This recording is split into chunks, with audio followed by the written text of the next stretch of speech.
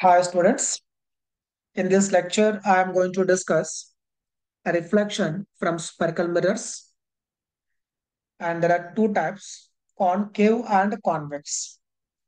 Let us see now in detail. So these mirrors are made up of glass. Consider a glass spherical shell. It is a glass spherical shell. Remove from this a small part. Remove from this a small part like this. Now this removed part, we can see this is known as a convex surface, and the inner one is known as a concave. For example, we are now silvering the convex surface. Convex surface is now silvered. Then reflection takes place from concave side. Then this is known as concave mirror. It is known as concave mirror. That means reflection takes place from concave side, and convex side is now silvered. Suppose if we silver now concave side is now silvered. Now reflection takes place from convex side. Then it is known as convex mirror. Okay. And you can see these two are part of a sphere. That's why they are known as spherical mirrors. And radius of that sphere is called radius of curvature. I am repeating. These two are a part of a sphere. Radius of that sphere is called radius of curvature, and center of that sphere is called center of curvature. Let us see here.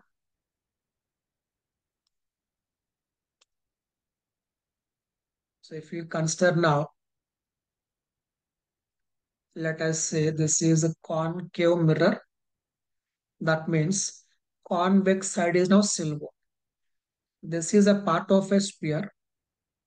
This is a part of a sphere. So if you take now midpoint of that sphere, midpoint, that is known as a pole. I am writing it is known as pole. It is midpoint of that sphere. Okay. This is a part of a sphere. Radius of that sphere is known as radius of curvature. Center of that sphere is called center of curvature.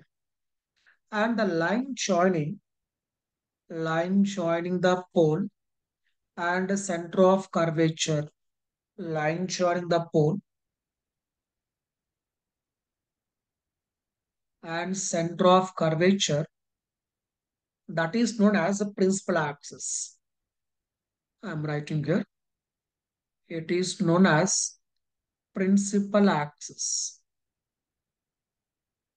So it is a line joining the pole and center of curvature. Okay. Next you can see,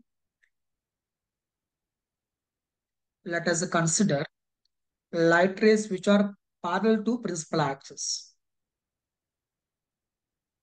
Consider light rays which are parallel to principal axis. After reflection, you can say after reflection,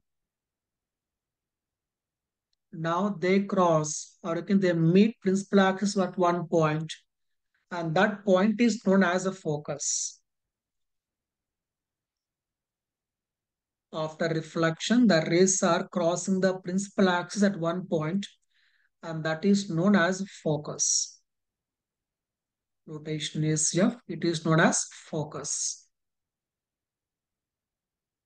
Let us see what we have discussed. We have discussed center of curvature, radius of curvature, pole. It is now focus. And see, while taking this light rays, here we discuss only paraxial rays. See what is the meaning of paraxial rays? Paraxial.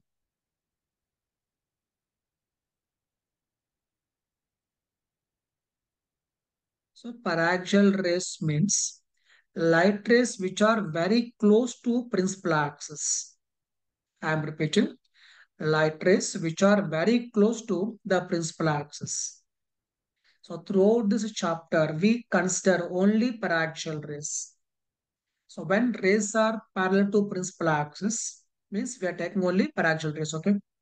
So when rays are parallel to principal axis, they meet the principal axis at one point, and that is known as a focus.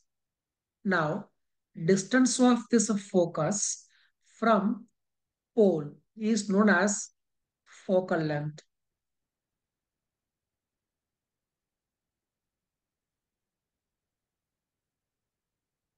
Okay, distance of focus from pole, it is known as focal length. Now consider one plane. Let us take this principal axis, now x-axis. Consider this principal axis is as x-axis. Now if you imagine a plane which is a parallel to yz plane and a passing through focus. So if you take this as x-axis, imagine a plane which is a parallel to yz plane and passing through focus. That is known as a focal plane. It is known as focal plane. Okay. That means principal axis will be normal to focal plane. Okay. Let us now focus relation between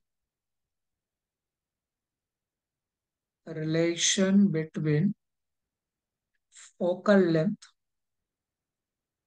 and radius of curvature. Relation between focal length and radius of curvature. Let us see carefully. Suppose we are taking here a concave mirror, and this is now principal axis.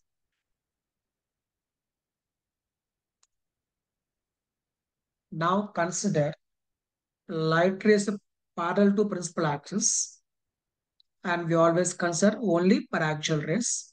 That means the rays are very close to principal axis. Okay. So take here light rays which are parallel.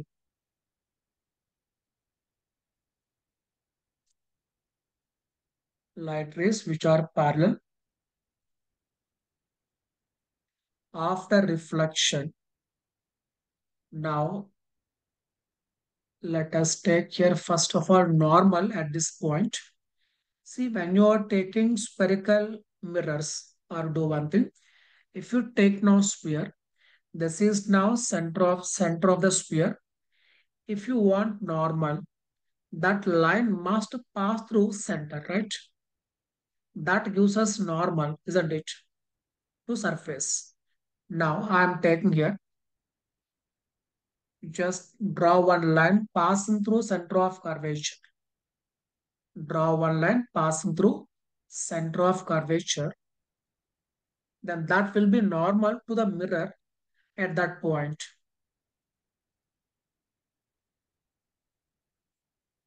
See carefully, drawing one line passing through center of curvature to take normal.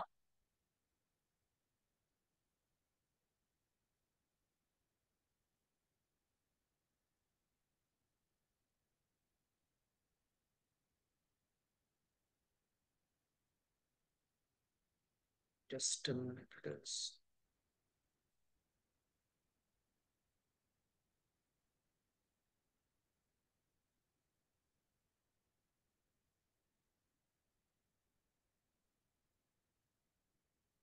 Right.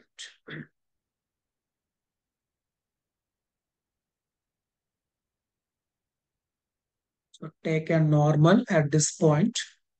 Then see angle made by light ray with that normal.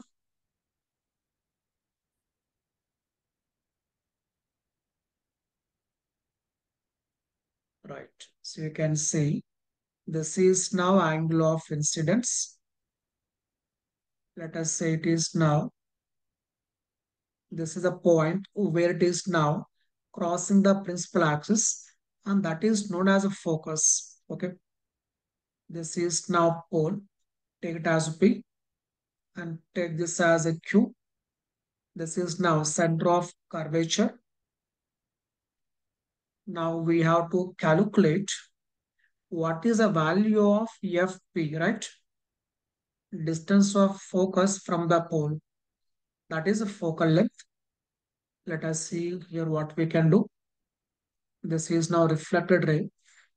And we are knowing that angle of incidence and angle of reflection both are same. So this also why. And let us now draw one normal from F to the line CQ. Okay. Draw normal from F to CQ. Okay. And you can see here, this is also same angle. It is side, right? Because this is nothing but alternate angle, right? This is also y.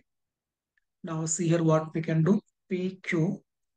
This is take it as yes, that point. Now from diagram you can say triangle S F Q. Next triangle SCF. These are now similar triangles. So from this, see what we can say. So this angle and this angle both are same. This is now common for both, right? SF is common for both. And we are knowing from diagram CQ that is equal to R. Next, CS that is equal to SQ, right? S is now midpoint of C and Q, isn't it? That means it is equal to R by 2. See carefully. CQ that is equal to R. CS is equal to SQ that is equal to R by 2. Now we are knowing that PC value that is equal to R because C is now center of curvature. Its distance from P is equal to radius of curvature. It is known. We want to calculate FP. That means if we are knowing CF value, then we can find FP value. Okay.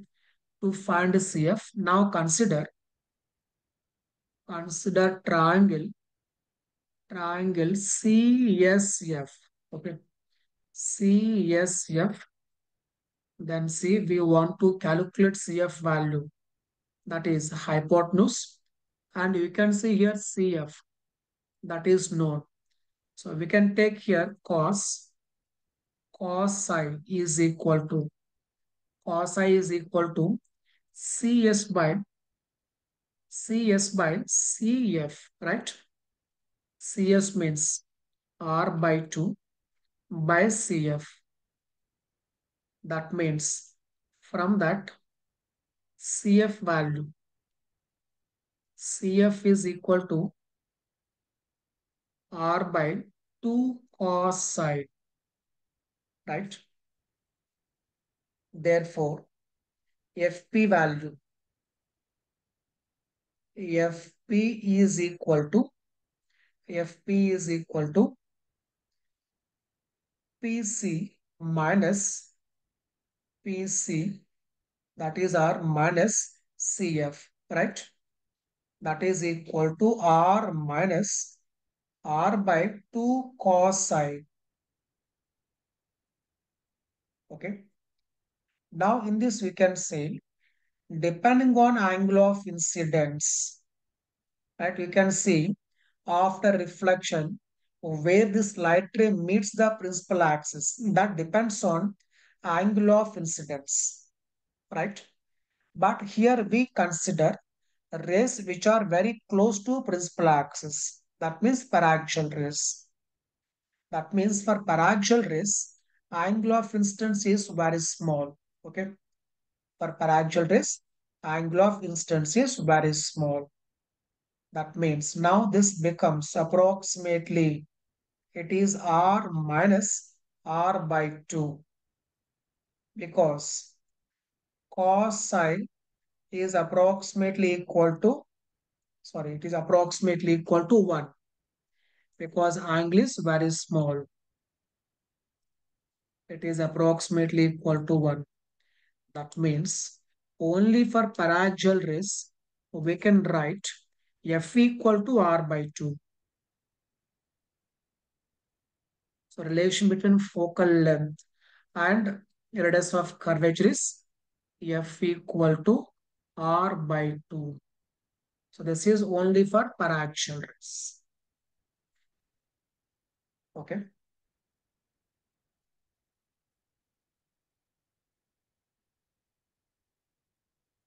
Let us see once till now what we have discussed.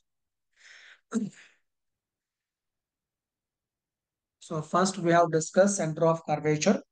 So this is, these two mirrors are part of a sphere. Center of that sphere is called center of curvature. Next we have discussed radius of curvature. It is radius of that sphere. Next pole. It is midpoint of the mirror. Okay. Next principal axis. It is the line joining the pole and center of curvature. Okay. And next we have discussed a focus. And before discussing focus, first we have to focus paraxial rays. So rays which are close to the principal axis. Okay. So when we are taking rays are parallel to principal axis, after reflection they meet the principal axis at one point, and that is known as focus. Okay. And next we have discussed a focal length. It is distance of the focus from the pole, right?